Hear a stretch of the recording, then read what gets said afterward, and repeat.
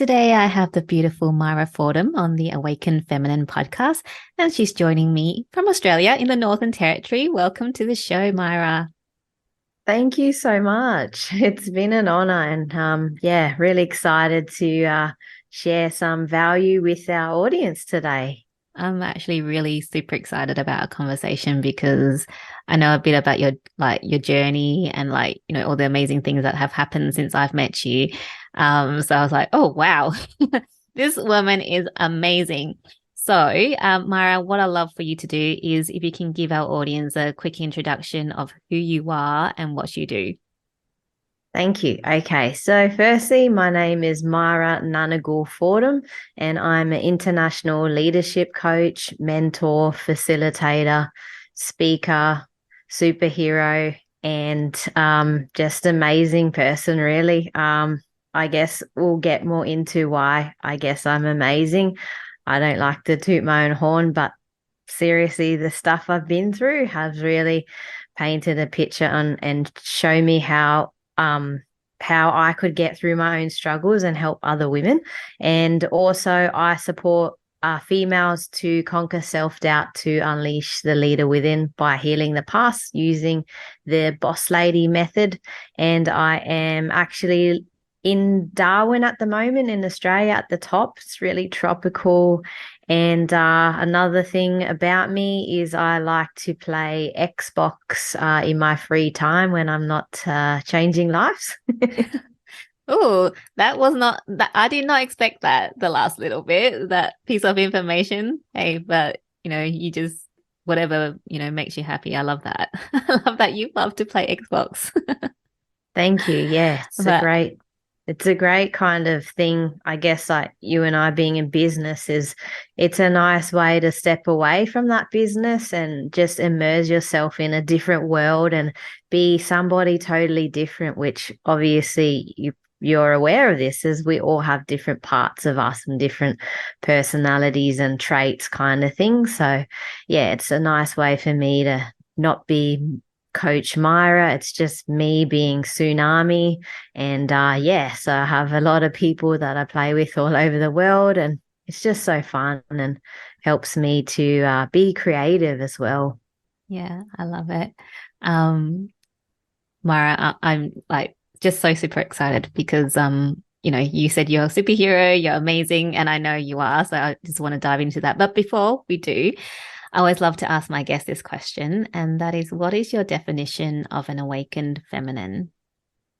Wow, this is a good question. And I was actually thinking about this literally while I was dancing and getting ready for this. So, what is my definition of an awakened woman? Okay, good. Okay, so what's coming through me at the moment is an awakened woman means to me some like a woman, obviously, that has had these events that have occurred in her life, whether they're, I'm pretty sure, mainly traumatic events that have really shaped who she is and I guess have helped her to highlight her gifts. But firstly, when you become awakened, you have these realizations and you realize that you are not your you're not defined by your past. And so when you have an awakening in my eyes is when you have that awareness around your I guess your past childhood trauma, your trauma or things that have happened, I guess not to you but for you. And I'm trying to articulate this because I know what it means to me. It's just like a really good question. And so when you're awakened, you have that self-awareness, like you have the ability to catch your negative inner voice, or you have the ability not to be triggered as much or, triggerless. So that's what it means to me. And just knowing that you've done a lot of inner work on yourself as well and healed parts of you and your shadow. So I guess like that's my kind of answer for that really powerful question. Thank you for sharing that.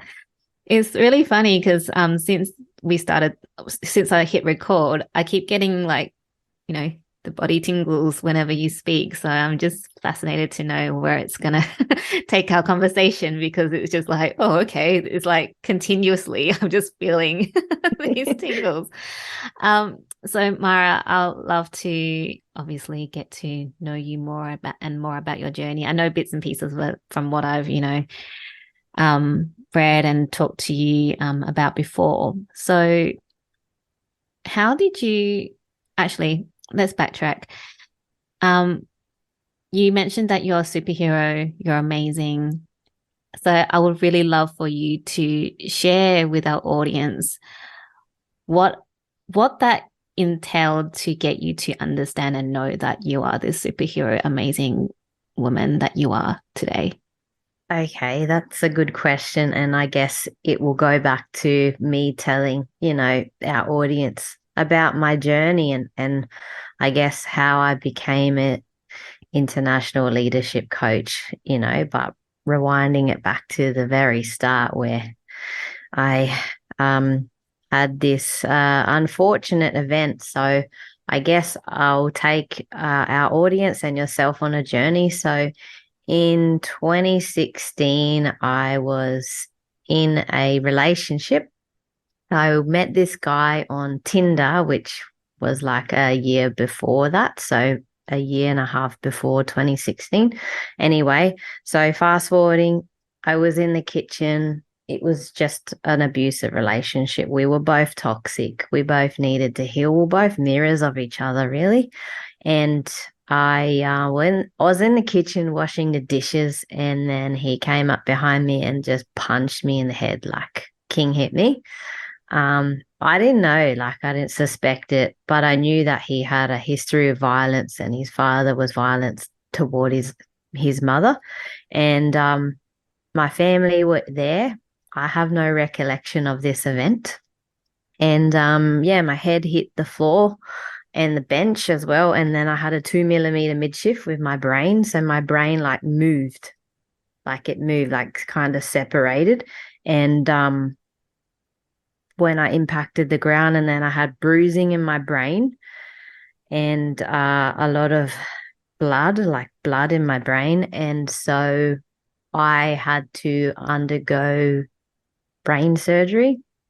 And I actually woke up um, after the brain surgery because I was in an induced coma for 11 days. And I remember, and this is something that I don't share enough, but when you're in a coma, you can actually hear people what they're saying, and you can feel them around you. And I was like dreaming like I was still living my life when I was in the coma. And this is probably something that's going to give you goosebumps and our audience. But I have this memory of seeing my father. It was like I was like leaving my body because I was like on my deathbed. It felt like I was leaving my body. And then I went up to my dad, and my dad passed away in that same year, 2016 in February. And I went up to him and I was like emotional, and I just said to him, Dad, like, I just want to be with you. Like, I don't want to be here anymore. Like, I'm sick of living.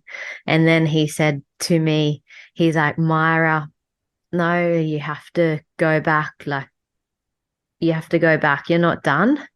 And then I felt as though like I would have came back into my body. So it's like, when you're floating up in the movies and see the light, that's exactly how it felt. Like it's all blurry to me, but I remember that. And I woke up out of my coma. My mum had to brush my teeth for me, and the nurses had to bathe me. Like I didn't know how to walk or talk. I knew how to talk, but my brain and my mouth didn't feel connected in the words. And then I experienced like depression, suicidal thoughts, and high anxiety. And I just felt as though back then that my independence was robbed from me. However, now looking back on it, like almost 7 years ago, I can honestly say that I'm grateful. I forgive him, and he he gave me my permission slip to success. So that traumatic brain injury changed the trajectory of my life for the better. Wow. That's a big story. Yeah. um, I'm getting teary, so I just need to take a moment. But That's okay. yeah, wow. That's a lot to go through. How old were you when that all happened? I think like, wow, I think like 24 or Wow. something. Yeah. Yeah. Yeah. Yeah. So I was quite young still, and I didn't know anything about inner work. All I just knew was like, be positive, you know? Yeah.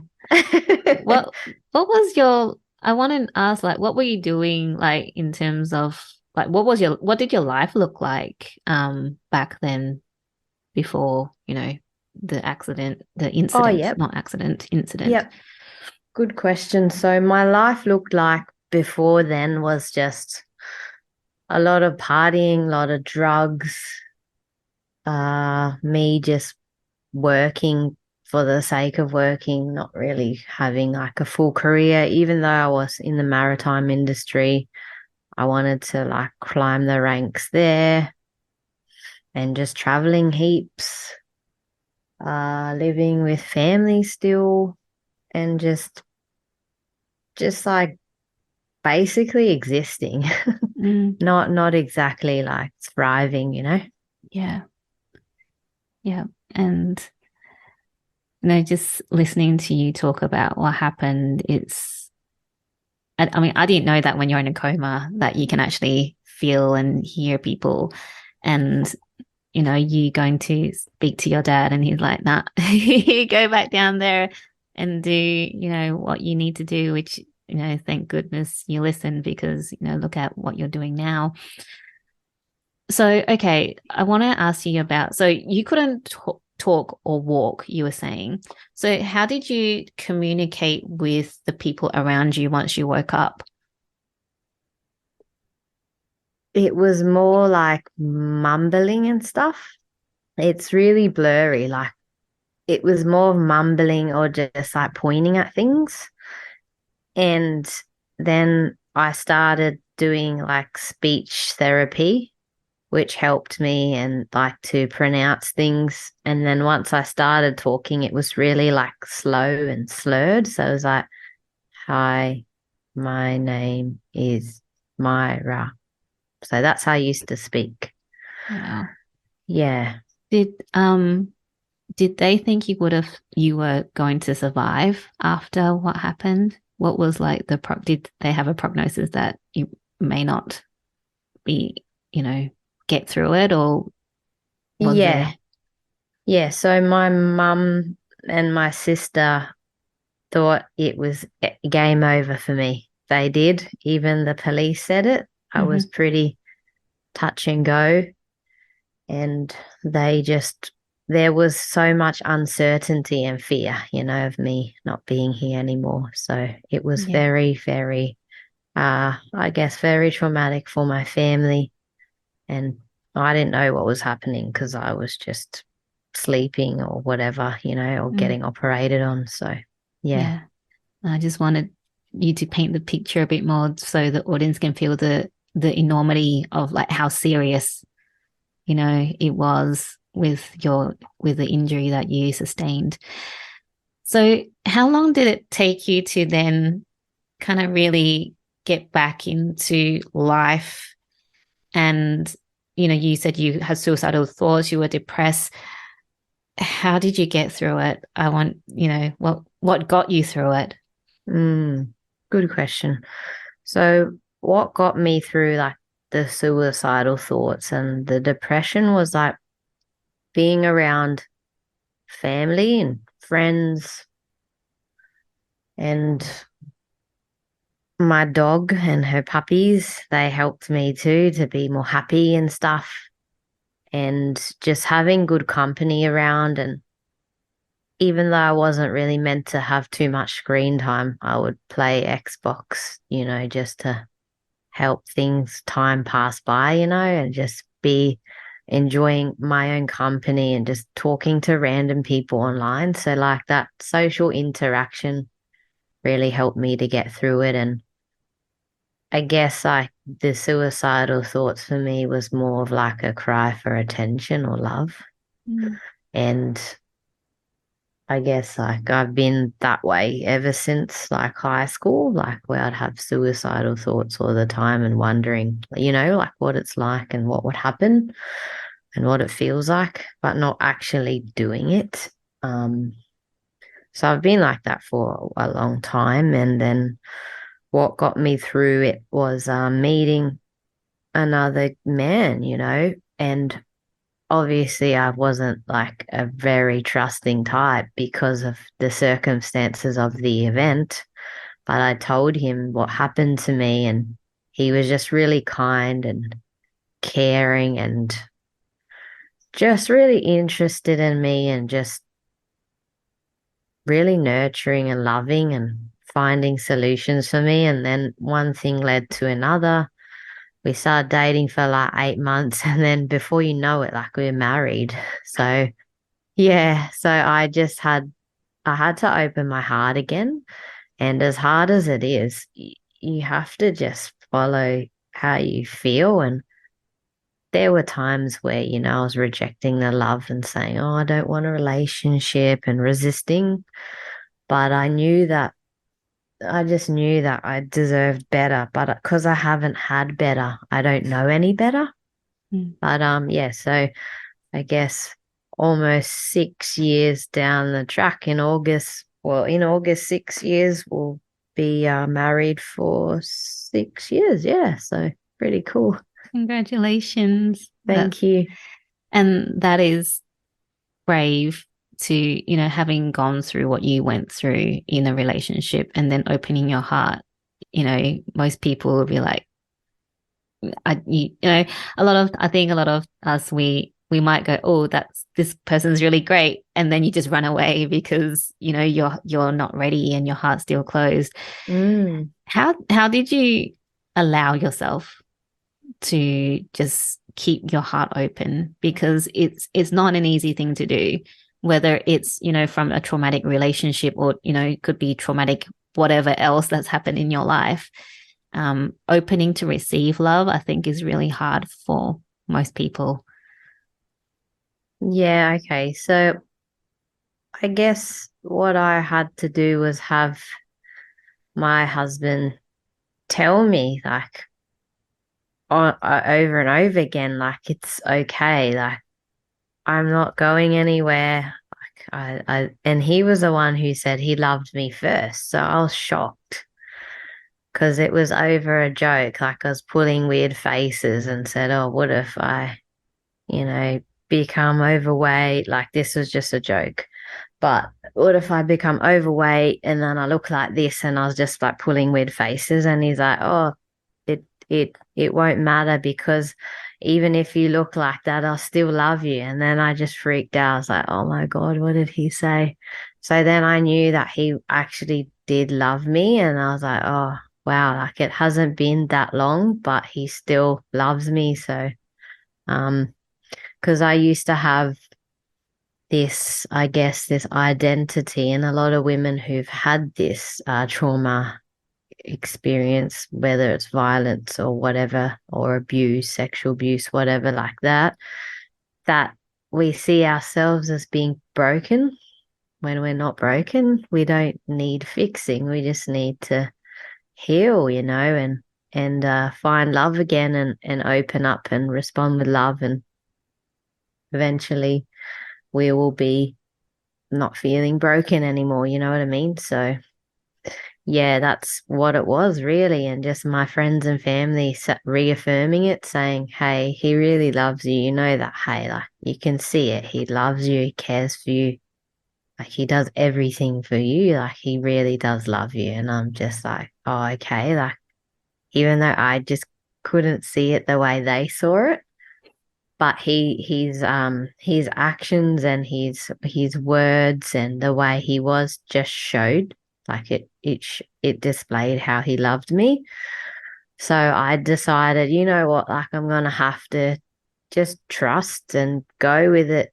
Like you've already been through the worst, Myra. Like you can't, nothing else can happen that's worse than what you've had, so you have to give a chance and just take the leap of faith. And I did, and it was a really good decision.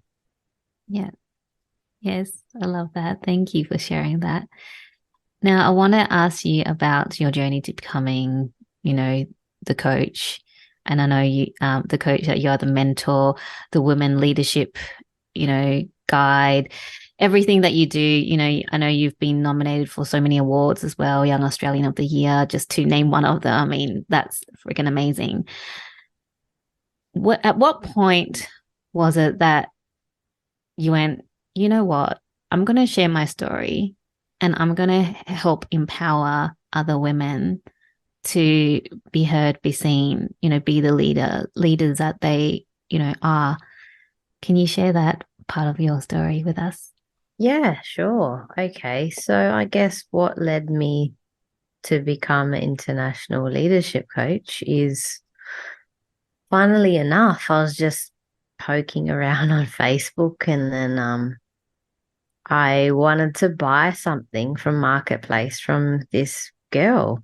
And then I went to her place, then we hit it off. Then I bought some clothes off her, and then she was an affiliate marketer. And then she talked about it so highly. So I decided to become one too.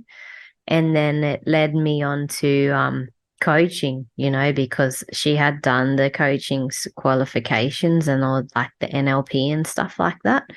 And so then I was like, oh, well, I want to do it too. This sounds amazing, mindset, healing, subconscious mind, all of these things. And so then I decided to become a coach from like the trainer who trained her.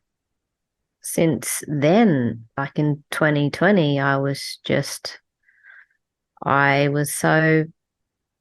so amazed at how much your subconscious mind and your childhood really, I guess, dictates your future, even though if you're not fully conscious of it.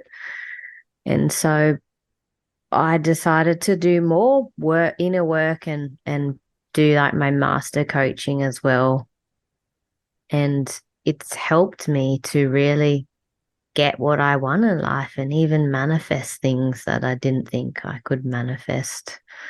And I guess using my struggles and my learnings and challenges to help women to get through theirs, whether it be self-sabotage, people pleasing, or self-doubt, imposter syndrome patterns, and I guess things like that, is something that I've been through as well. So like when you've been through something enough and millions of times, it puts you in a great position once, like you've been able to pull yourself out of those situations, is where you can actually hold space and be in make that person you're supporting like feel seen, heard, and understood. And a lot of my clients say is like, Myra, I just knew you were my coach when I met you, because like you've been through similar things to me, and you've been through it.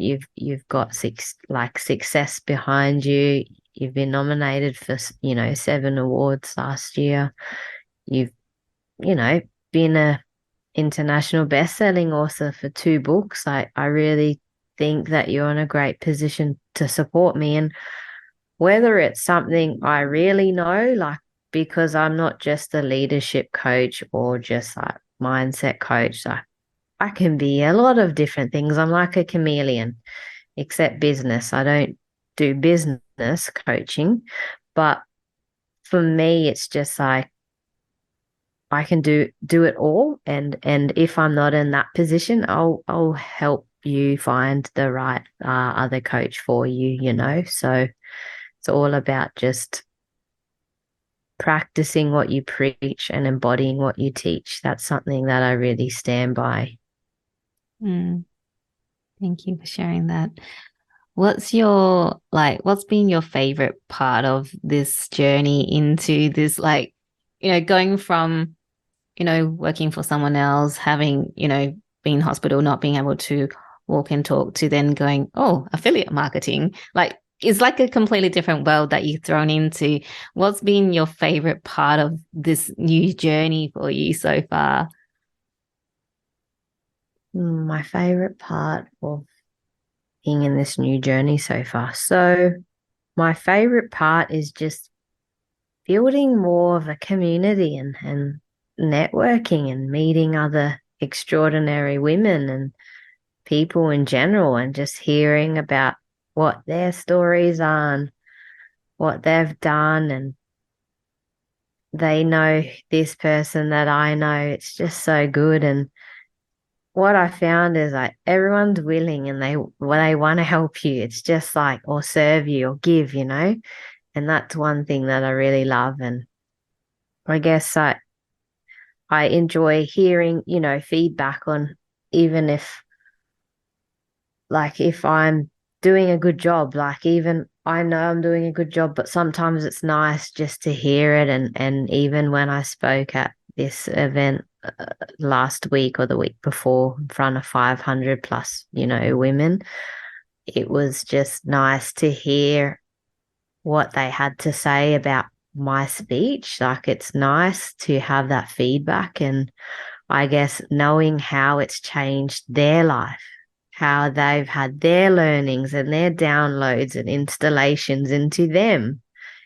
That's what really gets me. That's my favorite part. That's what lights me up. And just seeing everybody happy and smiling and having, whether it's an emotional release, that's my favorite part. And knowing some people have said to me, hey, Myra, you've saved my life today. And that just makes me want to cry because I'm just like, oh my God, like thank you so much. I'm glad that I helped you through this adversity stage of your life. So Mm. yeah, even just thinking about it is just making me a bit teary, but I'm good.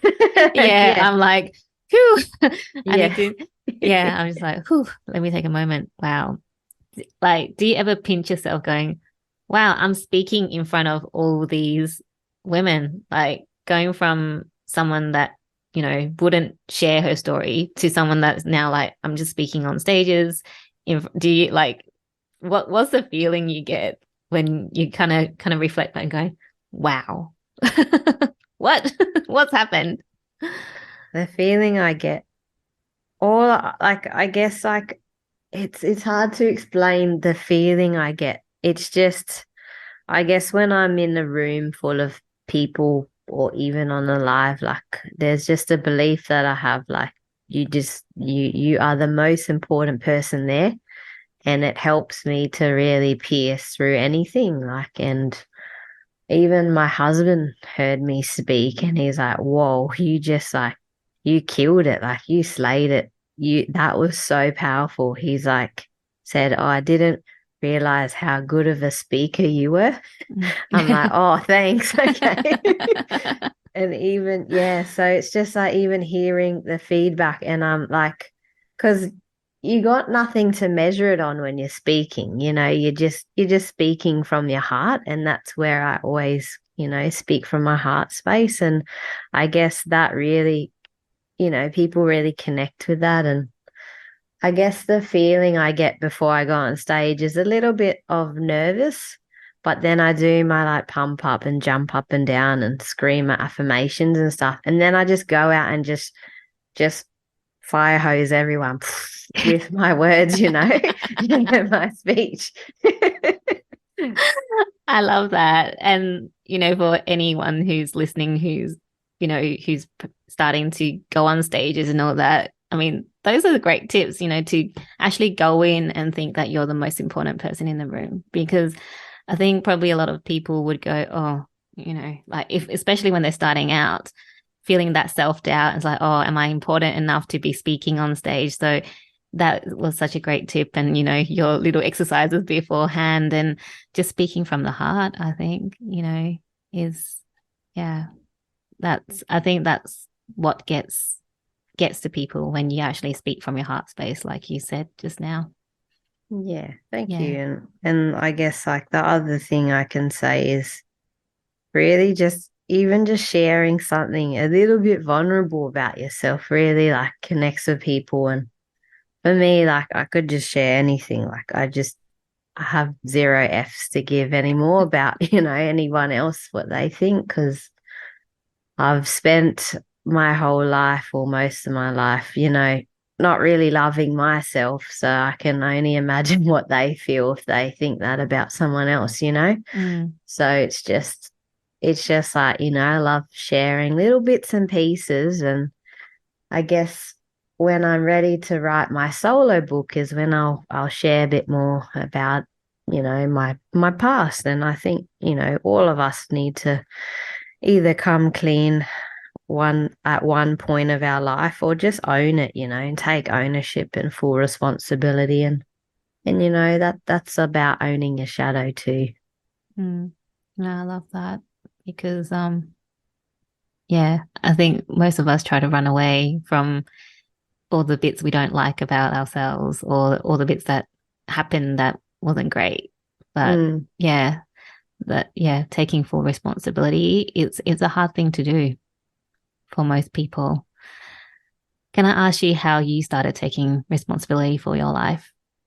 Yeah, good question. So I guess when I became a coach, um, doing that training, the NLP, neuro linguistic programming, helped me to see the parts of me that I was judging, disowning, rejecting, and then how, when I guess before I started healing, I was really like a real victim. Like I had this massive victim mentality where I would just blame everything on everyone else except me and take full ownership and responsibility. So the first step was like doing the coaching training, investing that 4K into myself, which was the first big investment I've ever had and done, I guess, except like buying a car, Mm. because I always believe in buying things outright. Mm-hmm. So yeah, like just doing that training and learning those things that, like we all have the power of choice and we have to make an empowering decision. And yeah, like not being that victim and blaming because blame equals pain. So that's when I realized, yeah, like, yeah, my ex did this to me, but, you know, it worked out in the end. The universe was just looking out for me, really. Like, even though it's traumatic and messed up it was, you know, um, it was something that needed to happen. So then I would just not be living in anger all my life and pain and guilt and shame and sadness, all of those negative emotions. Mm. Thank you for sharing that.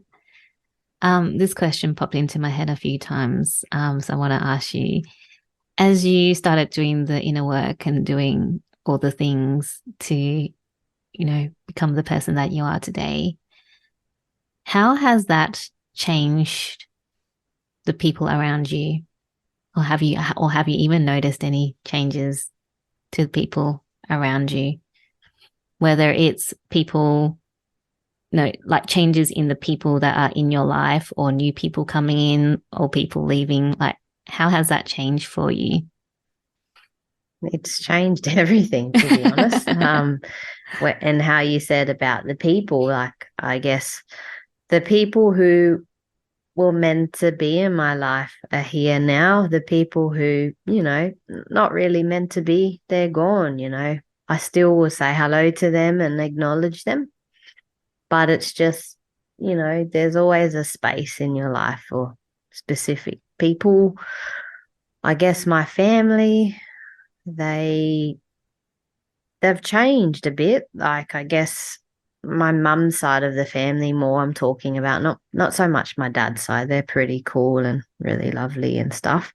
Um, but I guess like more my mum's side has changed, like I guess to see like more positive and stuff. Whether it's like where they used to gossip a lot and project and be victim mindset, things like that. So like I can see the pattern there that I've learnt. So I guess it's helped to them to see I guess, life from a different lens of, like a cleaner lens in your camera. So, and then I guess my friends, like I have really good close friends, but some of them I won't even speak to for months.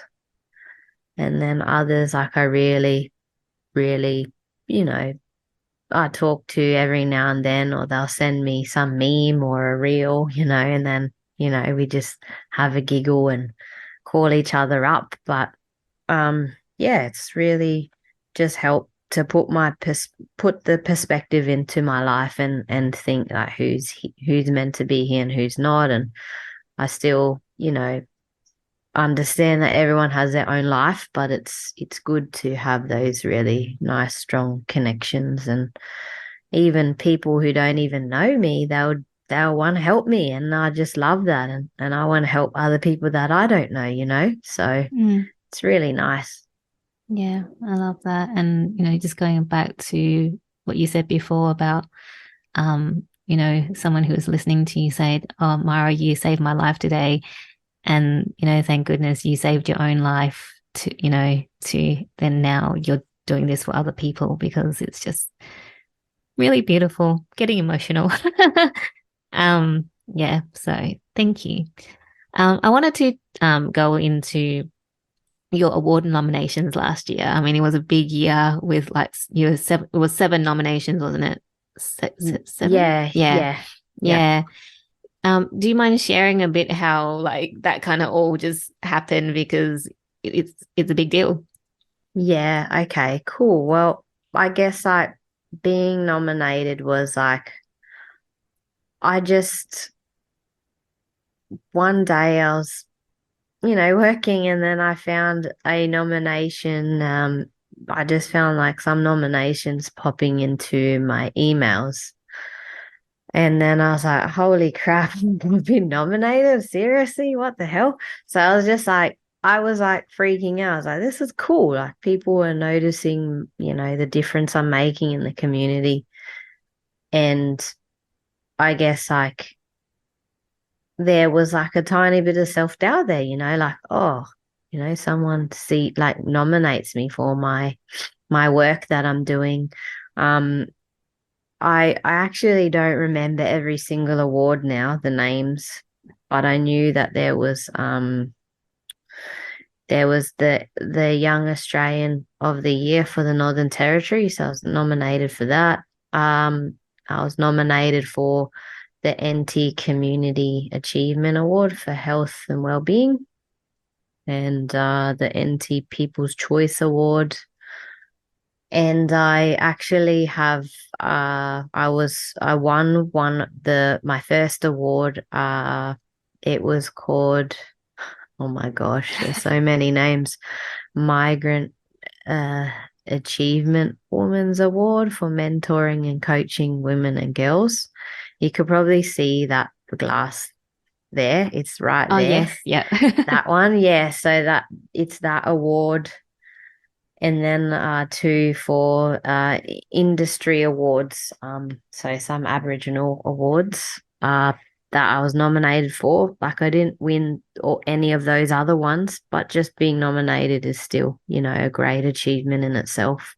Yeah, so I just randomly had people nominating me. So I guess when you're a part of a community and you are involved, and I'm a big social butterfly, so I just love being around people, like within limits. Um yeah, and I just love being amongst people and just talking to them and just interacting. So yeah, I just like to, I guess, volunteer my time when I have the time, to be a part of something greater than myself. Yeah, I love that. And nothing's random, Myra. It's because you are doing the work, you are, changing lives, you are changing the community. So accept those nominations. It's not random. It was because you are you. Yeah, thank you. Yeah. Oh, so beautiful, this conversation. And thank you for sharing it. I'm like quite emotional just listening to, your story. And just the work that you're doing is really quite beautiful. I don't cry all the time on my podcast, by the way. It's only It's certain okay. people that get me going. So you're one of them. So that's special. Oh, you're so beautiful. But yeah, I'm just looking at the time and I don't want to keep you longer than I have to. So I guess what I'd love for you to kind of wrap a bow around our conversation is, what is the take home message you want our audience to take with them from this conversation? Good question. So the take home message, I guess my message for the audience today would be to really, really invest. You have to invest into yourself because nothing comes for free in this world. And what I can share with our audience today is like I've spent tens of thousands of dollars, like more specifically in the six-figure range on myself, my personal development, my business, and you have to invest into yourself because it might seem like doing things for free might be saving you money in the long run, but it's actually delaying your process and delaying your growth. It's actually widening your timeline. It's not shrinking it. So when you invest into somebody to help you with your personal development journey or your healing or your business, whatever it is, you're actually you're committing yourself. Your money is your energy, your time is your energy. You know, all of these things, your money, your time, your energy, they're your greatest investments. And you have to keep going when times get tough. Yes, it's okay to have a rest, but when you have your rest, get up and keep going. Don't stop. Seriously. You know, times and life is not easy. It's never going to be easy, but it never has to be a struggle either. Okay. So, yeah, and that's basically my message to our audience. Thank you. Thank you so much for sharing that. Thank you for spending time with me today and sharing your love, your wisdom, and your, incredible journey with us. If people want to find out more about you or how they can work with you, where's the best place to go? The best place to go is on Instagram. So my Instagram hook is at Myra Fordham, Myra Fordham underscore coaching at Myra Fordham. Oh my gosh, sorry. Ugh. Myra Fordham underscore coaching. That's it. I was thinking of my email for some reason. And I wanted to give our lucky audience a small token of my appreciation, a small gift. I would love to offer our first 5 listeners a empowerment session with me. And this is complimentary because I truly believe in giving back to, humanity to raise the consciousness. So the way you would redeem that is just comment on my Instagram message, like message me and just comment success. And then I'll know what you mean. And then we'll go from there. Amazing. Thank you so much, Myra. I'll have all your details in the show notes so people can reach out to you. Thank you once again for this beautiful conversation. You're welcome. And thank you so much. It's been a pleasure.